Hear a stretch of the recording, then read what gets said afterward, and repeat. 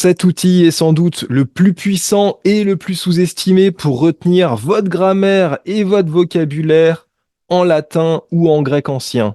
Sous-estimé pourquoi? Parce qu'on considère tout simplement que c'est une manière de mémoriser qui n'est pas très sérieuse, qu'on peut à la rigueur réserver aux enfants.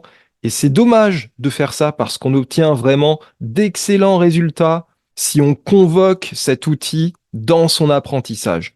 Et j'ai une bonne nouvelle pour vous, c'est que cet outil est intégré dans mon programme gratuit. Lisez et comprenez dès aujourd'hui vos 7 premières pages de latin. Dès aujourd'hui, je vous envoie par mail tout ce qu'il faut pour que vous puissiez lire et comprendre vos 7 premières pages de latin, même si vous êtes totalement débutant dans cette langue.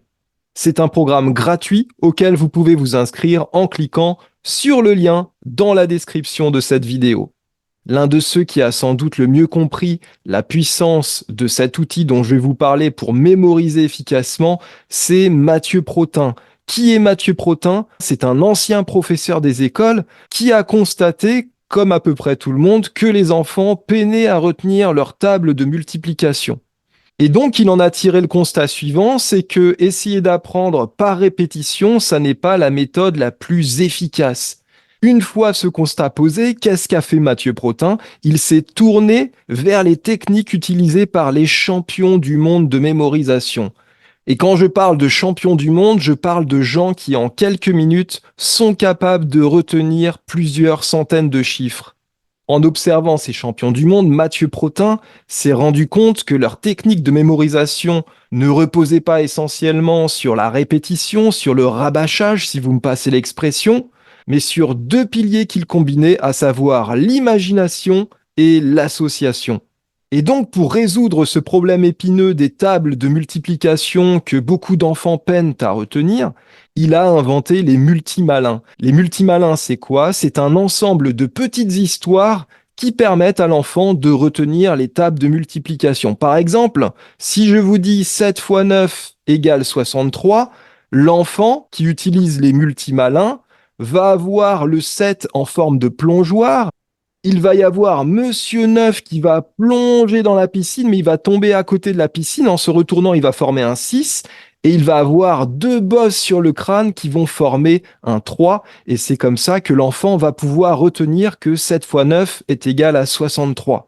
Alors, c'est une méthode qui a fait ses preuves puisque les multimalins rencontrent vraiment un très grand succès auprès des enseignants et aussi auprès des parents qui sont désespérés que leurs enfants n'arrivent pas à retenir leur table de multiplication. Et tout récemment, ma femme a acheté les multimalins pour ma fille et effectivement, elle a appris ses tables de multiplication en quelques jours alors qu'elle n'a pas encore 7 ans.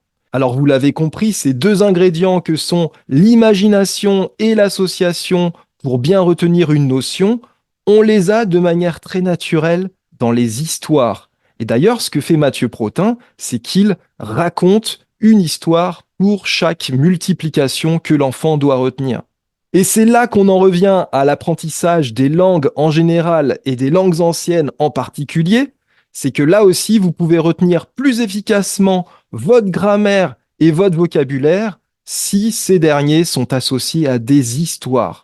Ma classe de 4e est loin derrière moi et pourtant, je me souviens encore de mon vieux prof de latin qui nous racontait la fable suivante. Le lion part à la chasse avec d'autres animaux et au moment de se partager le produit de leur chasse, on fait autant de parts qu'il y a d'animaux chasseurs et puis le lion va prendre la parole pour finalement s'attribuer toutes les parts, y compris celles qui étaient destinées aux autres animaux. Et évidemment, personne n'ose broncher.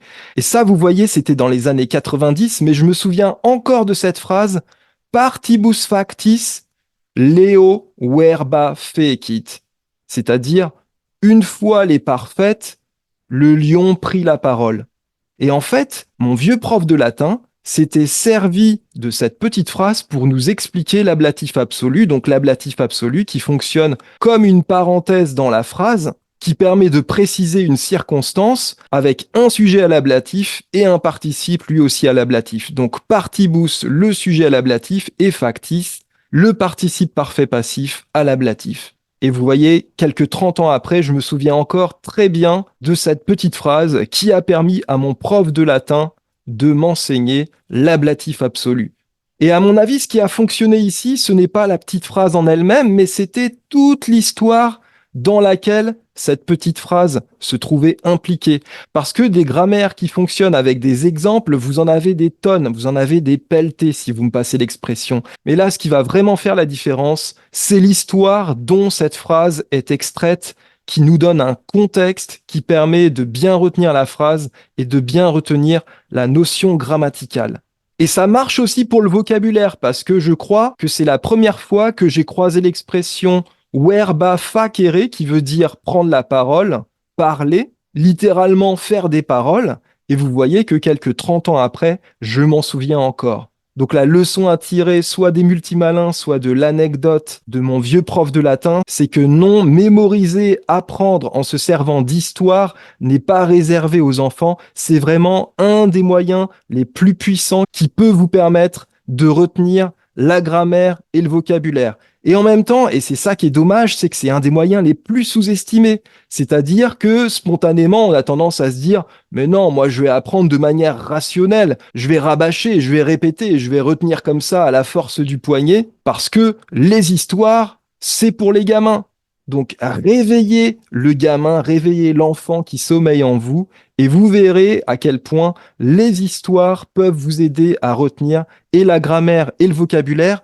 Et d'ailleurs, c'est dans cette démarche que s'inscrit la méthode Orberg pour le latin et la méthode Logos pour le grec. Par exemple, dans la méthode Orberg, dans Familia Romana, on vous introduit le personnage d'une servante qui est sourde, qui s'appelle Syrah. On se demande un petit peu pendant quelques chapitres pourquoi cette surdité. Et puis, au chapitre 11, on finit par comprendre, c'est qu'on a le personnage d'un médecin qui fait son apparition, qui examine un enfant malade et qui en tire des conclusions, et Syrah ne comprend rien. Donc elle se fait systématiquement répéter ce que dit le médecin, et donc le médecin lui parle évidemment au discours direct, et puis quand Syrah se fait répéter les paroles du médecin, on introduit le discours indirect, c'est-à-dire la proposition infinitive. Et vous voyez comment le dispositif de l'histoire, de la narration, est totalement au service de l'apprentissage de la notion grammaticale. Donc, de grâce, n'apprenez pas votre grammaire, n'apprenez pas votre vocabulaire en apesanteur, si vous me passez l'expression, c'est-à-dire sans les lier à un contexte. Vraiment, le contexte, l'histoire dans laquelle vous allez trouver soit les mots de vocabulaire, soit les petits exemples des notions grammaticales que vous découvrez, va vraiment vous aider à retenir ces notions grammaticales, ces mots de vocabulaire. Donc, apprenez comme un enfant, ne vous privez surtout pas du plaisir et de l'émotion des histoires, parce que ces histoires, c'est sûrement l'outil à la fois le plus puissant et le plus sous-estimé pour retenir la grammaire et le vocabulaire d'une langue. Comme fond d'écran pour cette vidéo, j'ai choisi les Fabulae Faciles de Ricci. Frank Ricci, c'est un auteur du début du XXe siècle, c'est un prof de latin qui a raconté en latin assez facile un certain nombre d'histoires mythologiques. On a notamment l'histoire de Persée, l'histoire de Jason et les Argonautes, l'histoire d'Hercule, l'histoire d'Ulysse et j'en passe. Et c'est un livre qui vous permet de redécouvrir des mythes bien connus dans un texte à la fois assez facile et très agréable à lire. Et là encore, vous allez croiser au fil de ces histoires des tas de mots de vocabulaire, des tas de notions grammaticales que vous allez engranger ou dont vous allez consolider la connaissance sans même vous en rendre compte. Donc ne vous privez surtout pas de cette lecture qui joint l'utile à l'agréable.